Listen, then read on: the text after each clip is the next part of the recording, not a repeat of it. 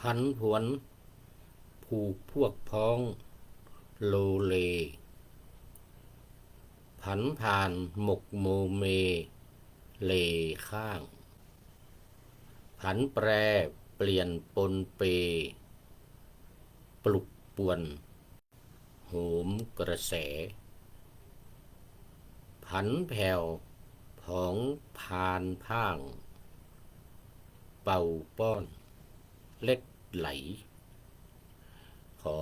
ถวายความนอบน้อมแด่พระรัตนตรัยมีพระพุทธเจ้าเป็นต้นขอถวายความเคารพพระมหาเถระ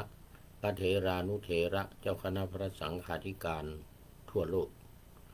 มีพระเดชพระคุณพระธรรมเสนาบดีเจ้าคณะภาค7วัดพระธาตุดอยสุเทพเป็นต้นและขออำนวยพรแด่ท่านผู้ฟังท่านผู้ชมสาธุชนพุทธบริษัททั้งหลายวันนี้รายการธรรมะหลังธรรมวัดเย็นของวัดพระธาตุดอยสุเทพออกอากาศทางสถานีวิทยุพระพุทธศาสนาแห่งชาติและจริยธรรมวัดพระธาตุดอยสุเทพระบบ FM 96 เมกะเฮิรตซ์มีพ่อครูวันลบนามวงพรหมเป็นผู้อำนวยการอาจารย์พระมหาประสิทธิ์ประสาธิโกเป็นหัวหน้าสถานีและอาตมาภาพพระครูปริยัติยานุศาสตร์เป็นผู้บรรยาย เป็นประจำทุกวันเวลา 18:40 นาทีถึง 19:10 นาทีอันนี้ก็บันทึกเสียงนะล่วงหน้ามาประมาณ8 ชั่วโมง 8-9 ชั่วโมง ซึ่งตอนเช้าวันนี้ก็ฉุกละหุกน่าดูคือเรื่องของการประสานงานกับดีเจทั้งหลาย ดีเจที่จัดรายการบางดีเจก็ติดต่อไม่ได้ก็เราเป็นคนใหม่นะต้องถามที่โน่นถามที่นี่โทรศัพท์ไปที่โน่นที่นี่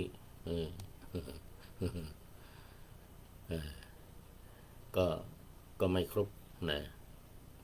ไม่ครบเพราะว่ายังไม่เขาเรียกว่าไม่ชำนาญนะเรียนรู้นั่นพอมาเรียนรู้ได้แต่ว่าความชำนาญมันยังไม่มีนี่ก็กว่าจะได้ลงตัวและได้มีเวลามาจัดรายการของตัวเองนี่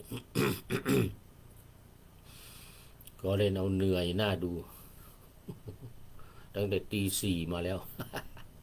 ตื่นมาตั้งแต่ตี 4เพราะว่าสถานีวิทยุเริ่มออกอากาศเริ่มกระจายเสียงเวลาตี 5ตรงแต่ก่อนหน้านิดหน่อยก็ต้องมีเขาเรียกอุ่นเครื่อง อุ่นเครื่องมาตั้งแต่ตี 4 ครึ่งทำนนทำนี่ออกบ้างไม่ออกบ้างคอมก็มี2 ตัว เตรียมข้อมูลของดีเจทั้งหลาย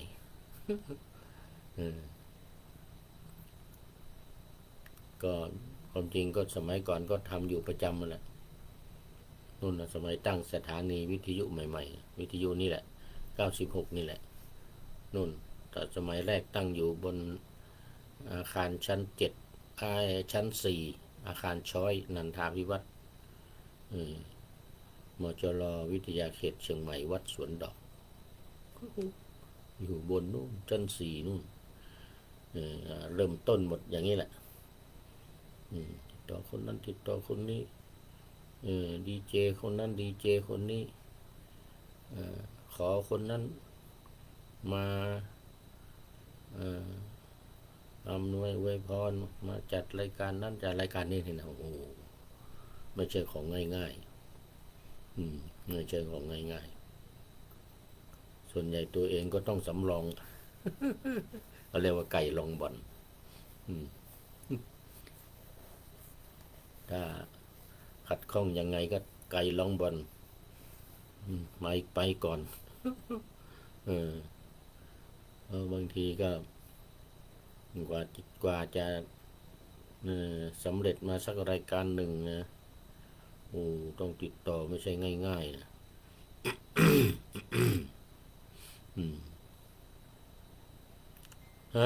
เอาละ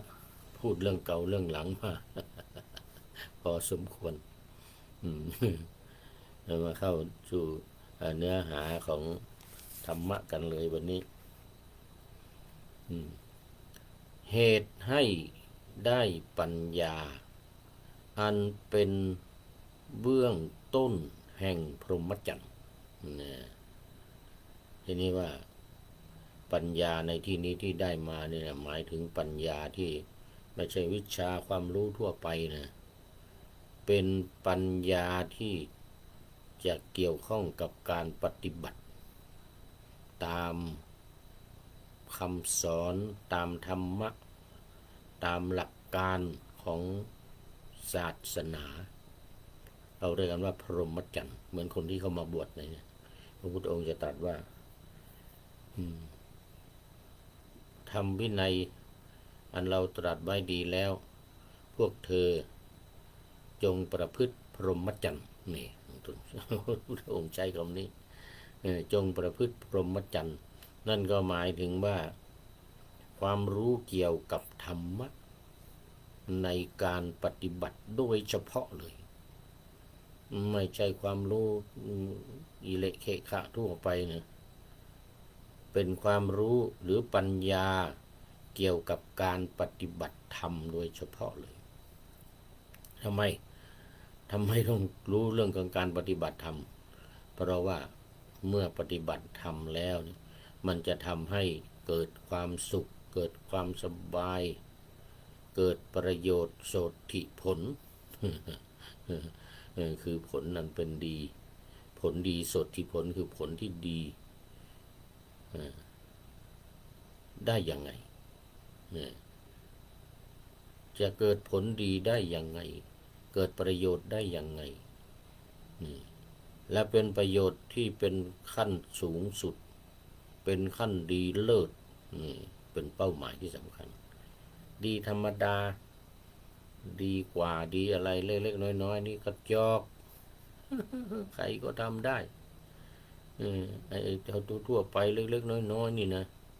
แต่ว่าขั้นกลางขึ้นไปหรือขั้นสูงเนี่ยนะมันเป็นเรื่องยากนี่มันต้องมีเหตุเห็นไหมเหตุให้ได้ปัญญาอันเป็นเบื้องต้นแห่งพรหมจรรย์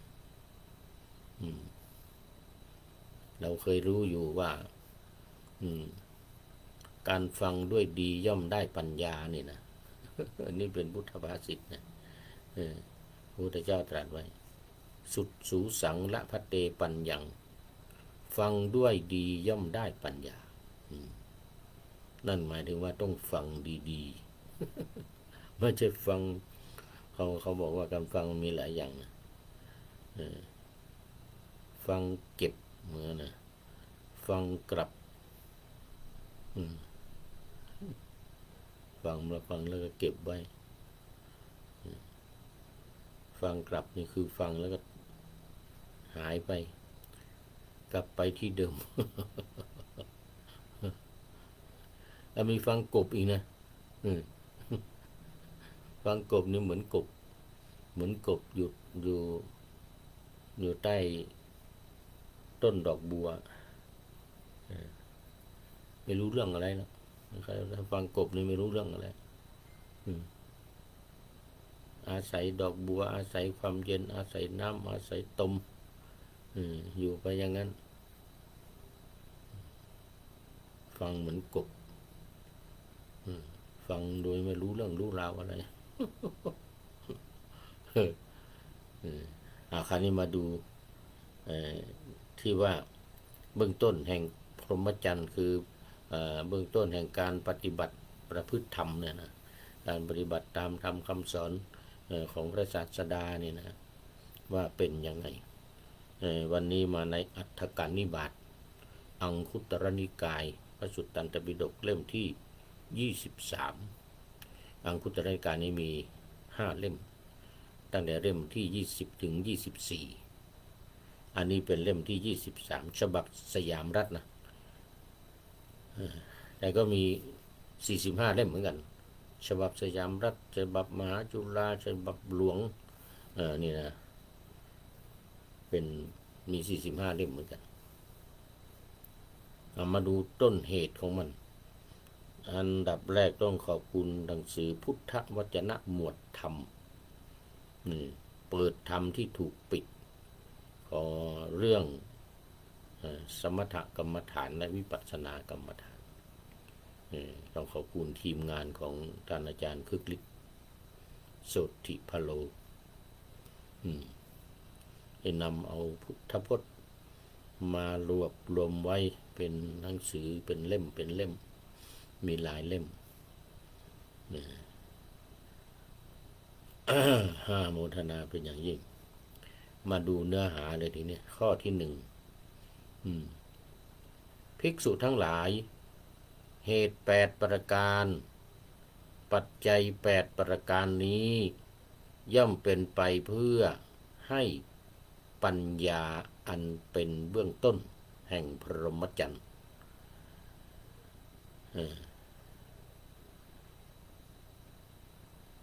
ที่ยังไม่ได้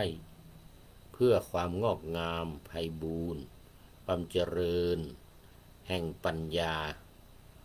ที่ได้แล้ว8ประการเป็นอย่างไรคือ 1. ภิกษุทั้งหลายภิกษุในธรรมวินัยนี้อาศัยพระศาสดา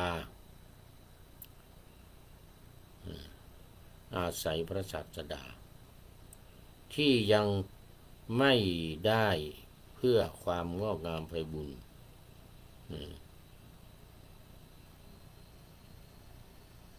เพื่อนพรหมจรรย์รูปใดรูปหนึ่งผู้ตั้งอยู่ในฐานะครูอันเป็นที่ซึ่งความละอายความเกรงกลัวให้หมายถึงหิริโอตตัปปะนะผู้ตั้งอยู่ในความรักและความเคารพของภิกษุนั้นจะตั้งไว้อย่างแรงกล้าภิกษุทั้งหลายนี้เป็นเหตุเป็นปัจจัยที่1ย่อมเป็นไปเพื่อได้ปัญญาอันเป็นเบื้องต้นแห่งพรหมจรรย์ที่ยังไม่ได้เพื่อความงอกงามไพบูรณ์ความเจริญบริบูรณ์แห่งปัญญาที่ได้แล้วคือได้แล้วก็เป็นการปกปักรักษาไว้ไม่ให้สูญหายสลายไปที่ยังไม่ได้ก็ให้ได้มาอย่างเร็วด่วนอย่างมากมายนี่ข้อที่1อันนี้อาศัยพระศาสดาก็แน่นอนคืออาศัยพระพุทธเจ้าในเรื่องมันนะศาสดาคือพระพุทธเจ้าแล้วก็เพื่อนพรหมจรรย์รูปใดรูปหนึ่งก็หมายถึงเพื่อนสหธรรมิกที่บวชแล้วที่เป็นเพื่อนกันผู้ได้ศึกษาได้ปฏิบัติได้เข้าถึงธรรมเราก็อาศัยท่านเหล่านั้นซึ่งเป็นสหธรรมิกของเราเนี่ยได้ช่วยแนะนำพยายามในการอยู่ใกล้และสดับรับฟังพระธรรมคำสอนที่ท่านได้เจริญได้มอบให้แก่ลูกศิษย์ลูกหาคนที่อยู่ใกล้เคียงได้รู้ได้ทราบเพราะลำพังพระอรหันต์หรือพระอริยบุคคลเนี่ยจะพูดจะทำจะคิดอะไรก็เป็นไปเพื่อผู้อื่นทั้งนั้นเพื่อไปเพื่อผู้อื่นถ้ าเราได้อยู่ใกล้เราได้อยู่คลุกคลีกับท่านเหล่านั้นเนี่ยก็ย่อมจะเป็นไปเพื่อมีความรู้หรือปัญญาอันเป็นเบื้องต้นแห่งพรหมจรรย์นี้นี่เป็นประการที่หนึ่งเมื่ออาศัยปัจจัยข้อที่หนึ่งที่ว่านี้แล้วเนี่ยย่อมเป็นไปเพื่อปัญญาอันเป็นเบื้องต้นแห่งพรหมจรรย์ที่ยังไม่ได้เพื่อความงอกงามไพบูรณ์ความเจริญบริบูรณ์แห่งปัญญาที่ได้แล้วพอได้แล้วก็ไม่ปล่อยปละละเลยอันนี้เป็นข้อที่หนึ่งข้อที่สองภิกษุนั้นอาศัยพระศาสดาหรือเพื่อนพรหมจารีรูปใดรูปหนึ่งผู้ตั้งอยู่ในฐานะครูจนกระทั่งความละอายความเกรงกลัวนี่เรียกโอตตัปปะนี่ความรักและความเคารพของภิกษุนั้นดังนี้ภิกษุนั้นดังนี้ไว้ตั้งไว้อย่างแรงกล้าเธอนั้นเข้าไปหาแล้วไต่ถามสอบถามตามสมควรว่าข้าแต่ท่านผู้เจริญภาษิตนี้เป็นอย่างไรภาษิตนี้เป็นอย่างไรเนื้อความแห่งภาษิตนี้เป็นอย่างไรท่านเหล่านั้นย่อมเปิดเผยข้อที่ยังไม่ได้ยินได้ฟังยังไม่ได้รายละเอียดก็ทำให้แจ้งข้อที่ยังไม่ได้ทำให้แจ้งและบรรเทาความสงสัยในธรรมอันเป็นที่ตั้งแห่งความสงสัยปัจจัยที่สองย่อมเป็นไปเพื่อได้ปัญญาอันเป็นเบื้องต้นแห่งพรหมจรรย์ที่ยังไม่ได้5ประการที่ยังไม่ได้ทั้ง5ประการนั้นเพื่ออะไรเพื่อความงอกงามไพบูรณ์และความเจริญบริบูรณ์แห่งปัญญาที่ได้มาแล้วนี่สำคัญที่ยังไม่ได้และที่ได้มาแล้วเนี่ย2 อย่างโอ้ตอนนี้ขอต้อนรับพระเดชพระคุณหลวงพ่อสุทธิสงึมรำจากจังหวัดบุรีรัมย์โมทนาไม่ได้ก้มดูขออภัยมัวแต่พูดพระเดชพระคุณว่าจากจังหวัดบุรีรัมย์พร้อมด้วยหัวใจสีชมพูมาอวยพรวันเกิดให้กับผู้พูดกราบขอบพระคุณอีกครั้งหนึ่งเป็นอาทิกัลยานะโอ้เดี๋ยวไม่ใช่แล้วเป็นมัชเชกัลยานะธรรมโมครับผมมันเลยครึ่งไปแล้ววันนี้เลยครึ่งไปแล้วเป็นอาทิกัลยานมัชเชกัลยานะธรรมโมมีความงามในท่ามกลางได้แก่สมาธิโอ้มุทนากับหลวงพ่อเป็นอย่างยิ่ง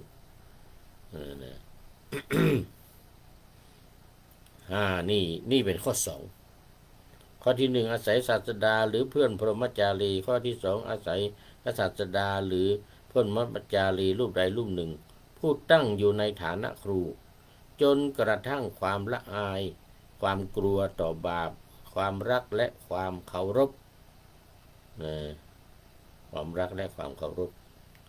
ในพระผู้มีพระภาคเจ้าด้วยดีก็ย่อมที่จะประสบความสำเร็จเป็นปัจจัยที่2เป็นไปเพื่อความได้ปัญญาเป็นเบื้องต้นที่ยังไม่ได้ก็เพื่อความเจริญงอกงามขึ้นของปัญญาที่ได้มาแล้วความรู้ได้มาแล้วนี่เป็นข้อ2ข้อ3ภิกษุนั้นครั้นเมื่อฟังธรรมนั้นแล้วย่อมยังความสงบ2 อย่างคือความสงบกายและความสงบจิต ให้ถึงพร้อมภิกษุทั้งหลายนี้เป็นเหตุเป็นปัจจัยที่สามย่อมเป็นไปเพื่อได้ปัญญาอันเป็นเบื้องต้นแห่งพรหมจรรย์ที่ยังไม่ได้เพื่อความงอกงามไพบูรณ์ความเจริญบริบูรณ์แห่งปัญญาที่ได้แล้วทางอุทิศส่วนกุศลให้กับคนที่ผ่านไปแล้วคนที่ได้ไปแล้วนั้นด้วยอันนี้เป็นประการที่สามยังมีเวลาประการที่สองที่ผ่านมานี่ขอไปต่อไปนี้เป็นประการที่สามภิกษุนั้นครั้นฟังธรรมะนั้นแล้วย่อมยังความเหงาความสงบสองอย่างคือความสงบภายในเรียกว่าเจโตวิมุตติความสงบภายใน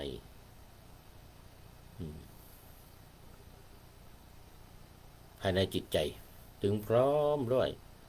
ถึงพร้อมด้วยภิกษุทั้งหลายนี้เป็นเหตุเป็นปัจจัยที่สามย่อมเป็นไปเพื่อได้ปัญญาอันเป็นเครื่องเบื้องต้นแห่งพระพุทธศาสนายังไม่มีใครยืนยันและตอบได้ว่าเป็นไปอย่างไรเป็นไปขนาดไหนไวขนาดไหนนี่นะจึงจะไพบูรณ์จึงจะสมบูรณ์อันนี้เป็นเหตุเป็นปัจจัยที่สามปัจจัยที่สี่ภิกษุนั้นเป็นผู้มีศีลสำรวมระวังในปานาในปาติโมกข์ขอไปถึงพร้อมด้วยจรรยาบรรณและโคจรคือที่ไปมีปกติเห็นภัยในโทษแม้มีความประมาทน้อยก็สมาทานหรือพยายามดูสิ่งของทั้งหลายที่ภิกษุไม่ภิกษุไม่ยอมรับสมทานศึกษาอยู่ในสิกขาบททั้งหลายที่ภิกษุทั้งหลายนี้เป็นเหตุเป็นปัจจัยที่สี่ย่อมเป็นไปเพื่อให้ปัญญาอันเป็นเบื้องต้นแห่งพรหมจรรย์ที่ยังไม่ได้นั้นเจริญงอกงามขึ้นเจริญแล้วก็งอกงามขึ้น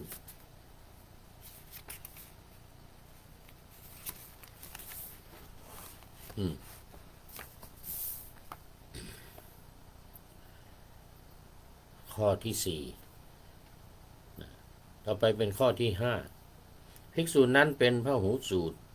ทรงจำสุตตะสั่งสมสุตตะเป็นผู้ได้ยินได้ฟังมากพวกทรงจำได้คล่องปากขึ้นใจแทงตลอดด้วยศีลทิฏฐิซึ่งทำทั้งหลายทั้งปวงที่ว่านี้ก็เป็นสิ่งที่บริบูรณ์ภิกษุทั้งหลายนี้เป็นเหตุเป็นปัจจัยที่เก้าย่อมเป็นไปเพื่อให้ได้ซึ่งดอกไม้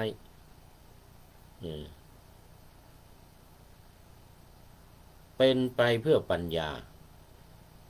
เป็นเบื้องต้นแห่งพรหมจรรย์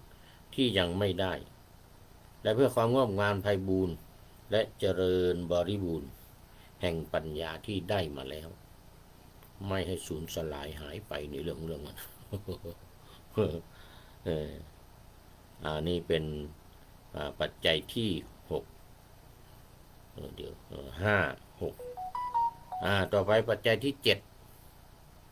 ภิกษุนั้นเข้าสู่ที่ประชุมสงฆ์แล้วไม่พูดเรื่องนอกเรื่อง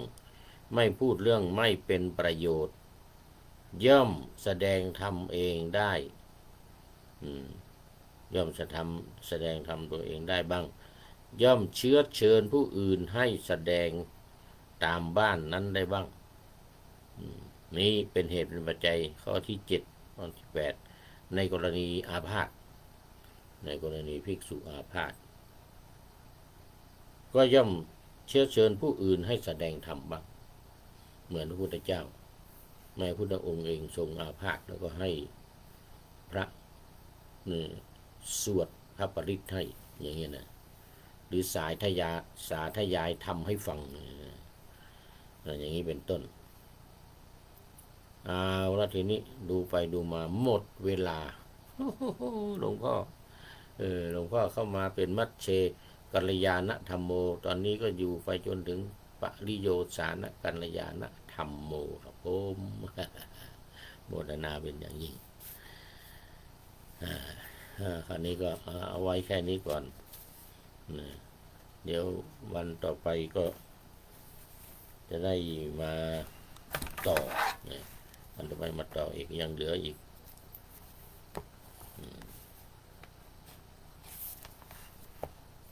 8ยังเหลืออีก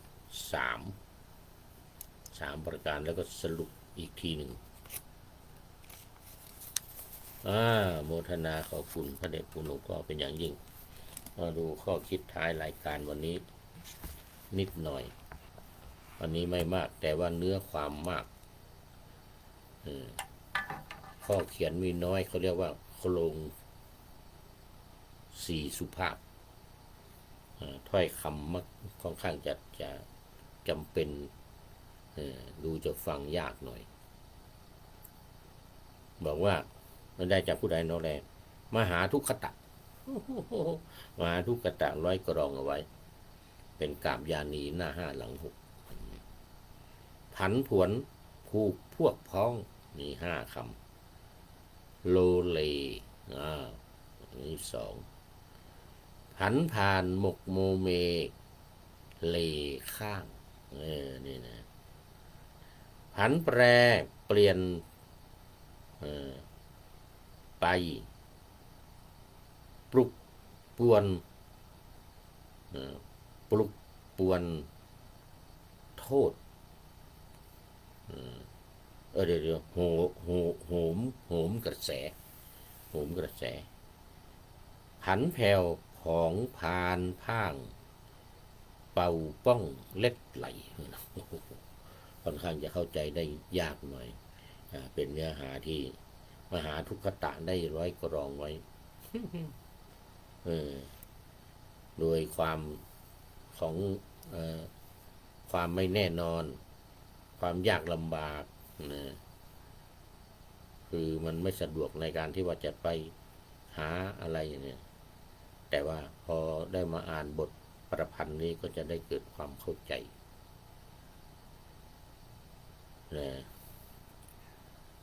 ผันผวนผูกพวกพ้องโลเลผันผวนก็คือเปลี่ยนแปลงไม่นิ่งไม่อยู่กับเนื้อกับตัวผันผ่านหมกโมเมเลข้างอันนี้ก็ค่อนข้างจะเป็น2มาตรฐาน2มาตรฐานมักจะหมกหมุมโมเมนะเลือกข้างบางครั้งบางข่าวบางส่วนผันผ่านหมกโมเมเลข้างผันแปรเปลี่ยนปนเปปลุกป่วนโหมกระแสผันแผ่วของการพ่างเป่าป้องเม็ดไหลเล็ดไหลขนาดปกป้องแล้วมันยังไหลไปอยู่เหมือนน้ำซึมเหมือนน้ำซึมยังไม่มั่นคงยังไม่แน่นอนนี่นะพูดถึงเรื่องของสังคมและความไม่แน่นอนในสังคมมักจะโลเลอย่างว่าเนี่ยเอาพ้องของตัวเองคนอื่นไม่สนใจทำนองนี้นะปนไปกันไปหมดนะแต่ผู้ที่ ได้บรรลุหรือมีธรรมเนี่ยนะย่อมจะเป็นคนที่ผ่องแผ้วเสร็จแล้วก็รอบข้างก็เป็นคนดีรอบข้างเฝ้าเป่าป้อนเล็ดไหลก็คือความให้การศึกษาให้ความเข้าใจทำความให้พยายามให้ศึกษาโรงเรียนอะไรนี่นะแต่ว่ามันไม่สามารถมารู้ผลได้เป็นอุทาหรณ์ที่ดีว่า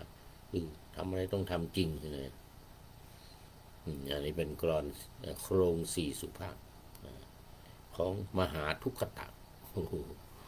โมทนากับมหาทุกขตะไว้นะที่นี้เป็นอย่างยิ่งมาดูขอนำรายการธรรมะทัดไปก่อนแล้วจะย้อนมาใหม่ในวันหลังเพื่อให้ท่านทั้งหลายได้รับฟังพระธรรมเทศนาเหมือนดังเดิมเป็นธรรมะจากพระไตรปิฎก3ธรรมบทอันงดงามบรรยายเสริมอธิบายใจความเหมาะมาต่อเติมยกนิทานดั้งเดิมเสริมบทธรรมขอทุกท่านสุขกายสบายใจปรารถนาสิ่งใดอันเลิศล้ำจงเพิ่มพูนตามบุญงามและตามกรรมที่ได้บำเพ็ญไว้ทุกประการตอนนี้ขอต้อนรับคุณโยมจิระปริยาโยมป้อมจากหางดงอำเภอหางดงกราบนมัสการเจ้าค่ะโมทนาหมดเวลาพอดี เป็นนมัตปริโยสานกัลยาณธรรมิกาขอโมทนาขอเจริญพร